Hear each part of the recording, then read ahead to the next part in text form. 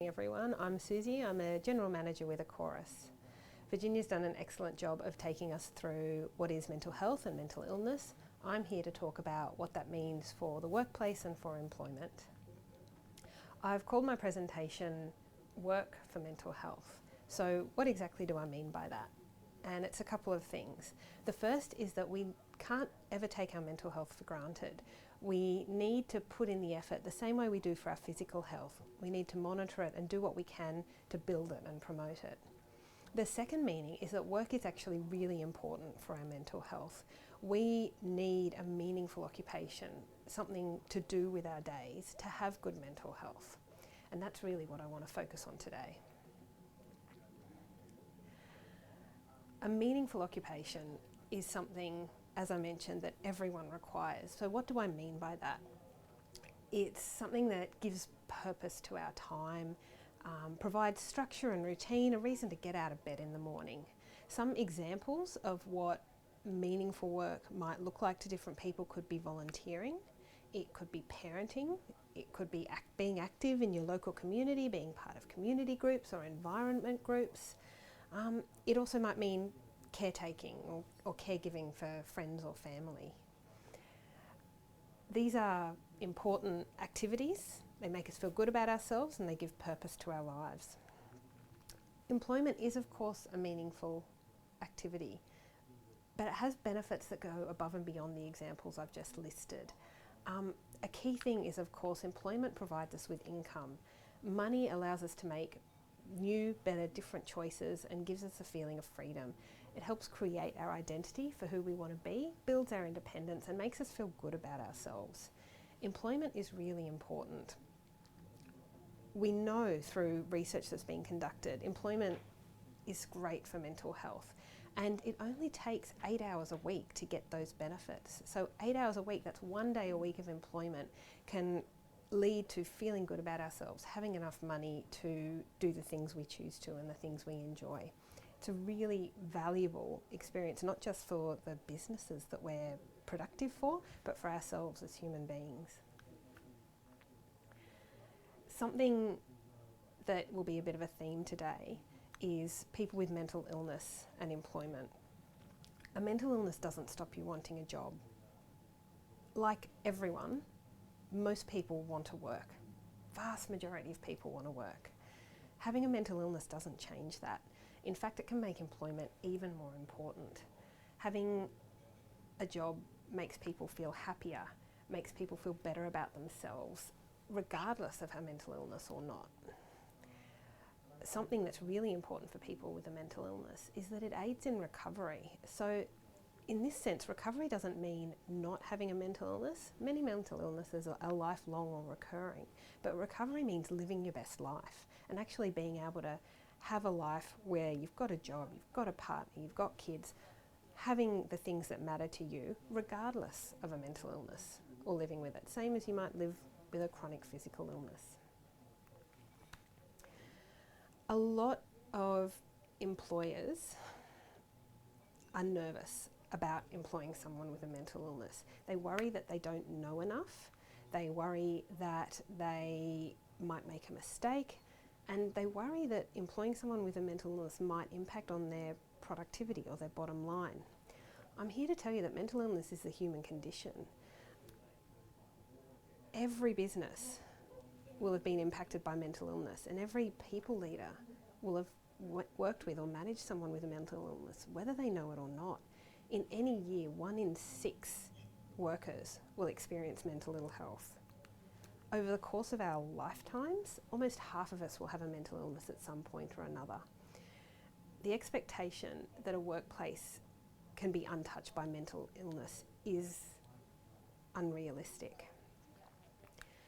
We as people spend 1/3 of our lives in the workplace on average. That's a huge amount of time. It means workplaces can contribute to the symptoms or the causes of mental ill health. It also means it's an enormous opportunity to make a difference and promote positive mental health and good well-being in workplaces. So despite those facts I've just run through and those stats you've seen on the slides, most businesses don't take a formal, structured approach to mental health and mental illness.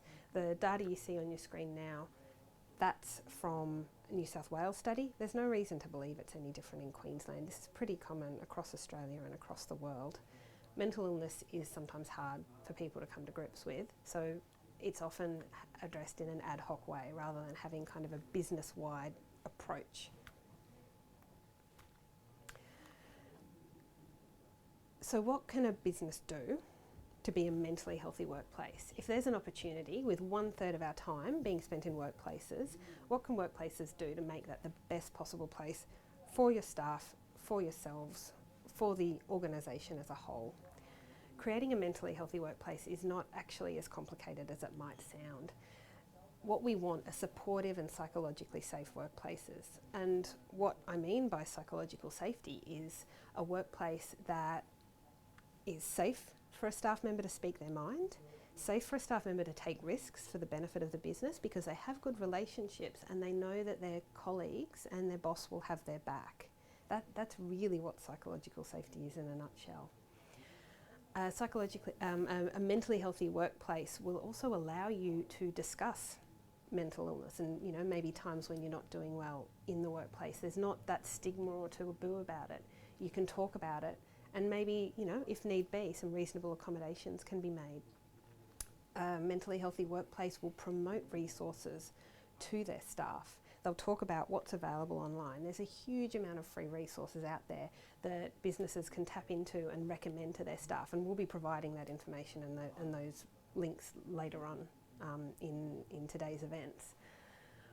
I would also say promoting and encouraging the use of support services is a big part of being a mentally healthy workplace. You might, in your own workplaces, have an EAP or something similar. If staff know that there's a place they can go to get confidential, evidence-based quality advice for looking after themselves, looking after their close supporters, their families, and continuing to be productive, that's really important. The one situation we really want to avoid is someone becoming unwell and feeling like they need to leave the workplace because they're struggling with their mental health. We know that will make things worse, not better. Something I wanted to touch on right at the start, I talked about work for mental health. We need to work for mental health. That's as true for people leaders as it is for anyone else. And it actually is a little bit more important for people leaders because you're the ones that your staff will come to when they need help and support. Anyone who's been on an aeroplane will know that you're told you need to put your own oxygen mask on first before helping others with theirs. That's really true for self-care as well. You can't help and be there for people, fill up their glasses if your glass is not being filled. You've got to look after yourself. I would ask you to remember that mental health is part of our overall health. It's intrinsically tied to our physical health. So a lot of the things we do to look after our bodies will also look after our minds. Really straightforward things like eating a healthy and varied diet, getting enough sleep, drinking enough water, and getting exercise 3 times a week. Moderate exercise 3 times a week, I think was the last, most updated recommendation. These things, they take care of our body, they take care of our mind. Some other things you can do to promote your own well-being, promote your mental health and prevent the emergence of mental illness. Doing things that lift your spirits. So if you've got something in your life, a lot of people it's music or reading novels. Some people really love spending time with animals or out in nature. Other people will have hobbies like craft or art or video games. The things that where you spend your time, it makes you feel good about yourself and good about your world, making time to do that. Avoiding the things that artificially impact on our brain chemistry, so avoiding illicit drugs and being sensible about our alcohol use is really important for good mental health. And probably my number one piece of advice is that humans are social creatures. Our relationships are incredibly important and we actually can't have good mental health without relationships with our nearest and dearest. So taking the time to spend really meaningful quality time with the people you care about, not just being next to them while you're doing other tasks, but actually really being with them. Very, very important. So that is my very nutshell approach to why mental health in the workplace matters and what you as people leaders can do about it.